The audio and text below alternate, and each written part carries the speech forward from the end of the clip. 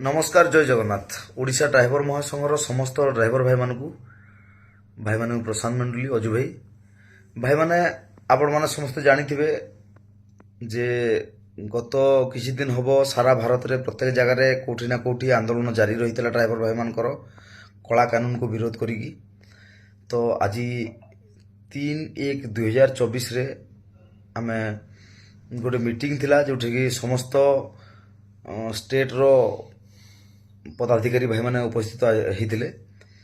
तो सेठी फाइनाल है जे स्टेरिंग छाड़ आंदोलन आसंता काल ठारू जारी रहिबो बोलिकी।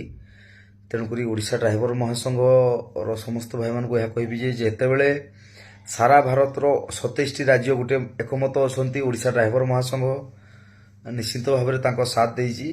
तो 28 राज्य रे आसंता काल ठारू स्टेरिंग छाड़ आंदोलन करा जाउछि। तो आमे मध्य ओडिशा ड्राइवर महासंघ तरफ ओडिशा रे मध्य ये कला कानून तो समस्त कारण सरकार जो आईन टी कर से आईन को तो केबे मध्य ड्राइवर ग्रहण करि परिबनी। से आईन विरुद्ध रे एवं ता सहित आमे आज पर्यंत सरकार को गुहार लगे लगे छिड़ी गलेनी आमर इंश्योरेंस टी मिली पारिनी। ताकू नै कि आमे ओडिशा ड्राइवर महासंघ तरफ मध्य आसंता काली ठारू स्टेरिंग छाड़ आंदोलन आरंभ करा जिवो।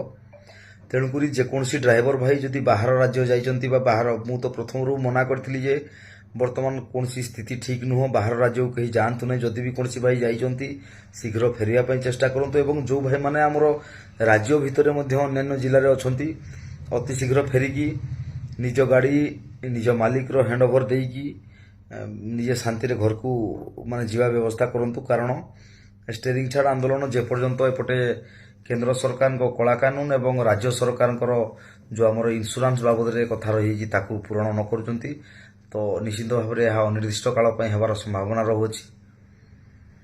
तेणुकरी समस्त ड्राइवर भाई माने निश्चित ये जो आंदोलन टी हबो आकू शांतिपूर्ण भाव में करबा पई सारा भारत रे निष्पत्ति हेजी। ओडिशा ड्राइवर महासंघ मध्य समस्त जणाउछि जे ये जो आंदोलन टी हबो एटा पूरा शांतिपूर्ण भाव में हबो। कौन सी भाई कहीं क्या अटकेबेनी कौन सी जगह कहीं निया जालिबेनी झगड़ा करेनि रास्ता रोक करेनि। एवं प्रथम 2 दिन निश्चित टी कोहल रहिबो कारण आम भाई माने कुआडे जदि जाइथिबे फेरिबार निहाती आवश्यक। आम जनसाधारण जदि कुआडे जाइछंती कि तांको घर को फेरिया पई तांको किछि समय देवा आवश्यक। तो निश्चित भाव में प्रथम 2 दिन आमे काहाकू अटकेबानी। प्रत्येक ड्राइवर भाई माने निजर गाड़ी मालिक रो जिम्मारे देकी आमे निज निज घर को चली जिबा। कारण आमको जो 10 वर्ष जेल आउ 7 लाख टंका जरिमाना संभव नुह गोटे ड्राइवर देवाई से कानून को निश्चय बदलैबार अच्छी। सेटा गतकाली किसी न्यूज आसला जो थे कि ताहा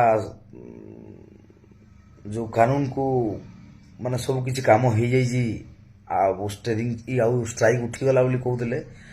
तो सेटा ट्रांसपोर्टर भाई माने जाई कथा होती। तो यहाँ ड्राइवर और सरकार को भितर केस तेणुक सारा भारत निष्पत्ति नेला आउ थे स्टेरिंग छाड़ करने। तो ओडिशा मध्य तांको साथ दबो।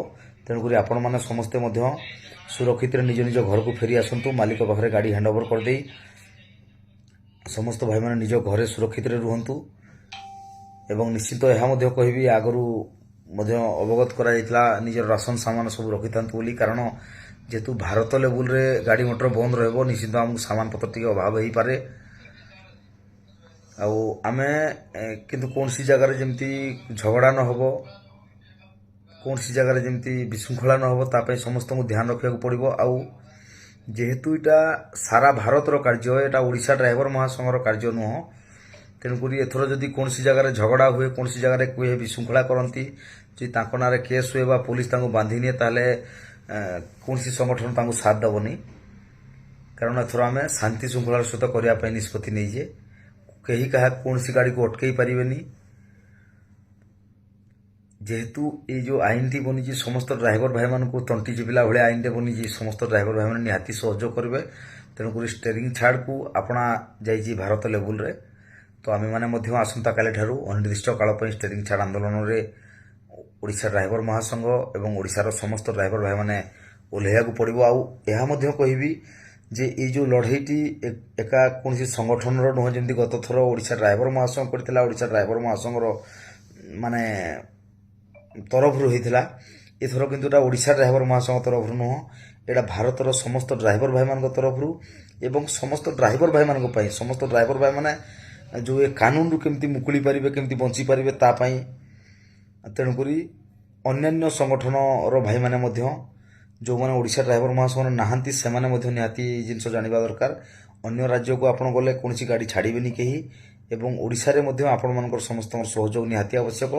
କାରଣ ଏଇ ଯେଉଁ କାନୁନ ହେଇଛି, ଏଇଟା ଏକା ମୋ ପାଇଁ ନୁହଁ, ଏକା କାହା ପାଇଁ ନୁହଁ, କି ଏକା ଓଡ଼ିଶା ଡ୍ରାଇଭର ମହାସଂଘ ପାଇଁ ନୁହଁ, ଏଇଟା ସମସ୍ତ ଡ୍ରାଇଭର ସମାଜ ପାଇଁ। ତେଣୁକରି ସମସ୍ତ ଡ୍ରାଇଭର ଭାଇମାନେ ଆମେ ଯଦି ଏକତ୍ରିତ ହୋଇକି ଲଢ଼ିବା, ନିଶ୍ଚିତ ଭାବରେ ସରକାର ସେ କାନୁନକୁ ଫେରାଇବେ କିମ୍ବା ତାର କିଛି ବିକଳ୍ପ ଚିନ୍ତା କରିବେ। ଏବଂ ତା ସହିତ ଓଡ଼ିଶା ସରକାର ଯେଉଁ ଚେଇଁ ଚେଇଁ ଶୋଇଛନ୍ତି, ଆମର ଆଜି ପର୍ଯ୍ୟନ୍ତ କୌଣସି ଯେଉଁ ଇନ୍ସୁରାନ୍ସର ପଇସା ମିଳିପାରୁନି ଏବଂ କଥା ଦେଇ ଦେଇ ପ୍ରତିଶ୍ରୁତି ଦେଇ ଦେଇ ଚଲେଇଛନ୍ତି, ତାଙ୍କୁ ମଧ୍ୟ ଭଲ ଭାବରେ ମାନେ ଆମେ ଜଣାଇ ପାରିବା ଏ ଆନ୍ଦୋଳନ ମାଧ୍ୟମରେ। ତେଣୁକରି ସମସ୍ତ ଭାଇମାନେ ଆଗାମୀ ଦିନରେ ଶାନ୍ତି ଶୃଙ୍ଖଳାର ସହିତ ଷ୍ଟେରିଂ ଛାଡ଼ ଆନ୍ଦୋଳନ କରିବେ। ଯେକୌଣସି ଭାଇ ନିଜ ଆଡ଼ୁ କିଛି ଝଗଡ଼ା କରିବେ ବା କେଉଁଠି ଯଦି କେସ୍ରେ ଫସିଲେ, ସିଏ ଭାଇ ତାଙ୍କର ଫସିବେ। କାରଣ ଆମେ କହୁଛେ କୌଣସି ଭାଇ କୌଣସି ଝଗଡ଼ା ନ କରି, କୌଣସି ବିଶୃଙ୍ଖଳା ନ କରିକି ଗାଡ଼ି ଥୋଇ ଦେଇ ଆମେ ଆମର ଘରେ ବସିଯିବା। ପ୍ରଥମ 2 ଦିନ ପୁରା କୋହଳ, କାହାକୁ ଆମେ ଅଟକେଇ ପାରିବାନି, କୌଣସି ବସ୍ ଫସ୍ କାହାକୁ ମନା କରିପାରିବାନି। କାରଣ ଲୋକମାନେ ଜାଣିନାହାନ୍ତି, ବହୁତ ଶୀଘ୍ର ଏସବୁ ଡିସିସନ୍ ହେଇଛି। ତେଣୁକରି 2 ଦିନ ପାଇଁ ନିହାତି ସମସ୍ତଙ୍କୁ ଯିବା ଆସିବାକୁ ଦେବା।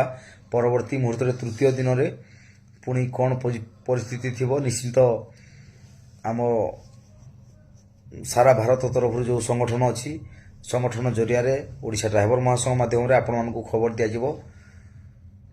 ତେଣୁକରି ସମସ୍ତ ଡ୍ରାଇଭର ଭାଇମାନେ ବି ମଧ୍ୟ ଚିନ୍ତା କରନ୍ତୁ, ନିଜେ ସୁରକ୍ଷିତ ରୁହନ୍ତୁ, ନିଜ ପରିବାରକୁ ସୁରକ୍ଷିତ ରଖନ୍ତୁ ଏବଂ ଅନ୍ୟାନ୍ୟ ସମସ୍ତଙ୍କୁ ମଧ୍ୟ ସଚେତନ କରି ରଖନ୍ତୁ।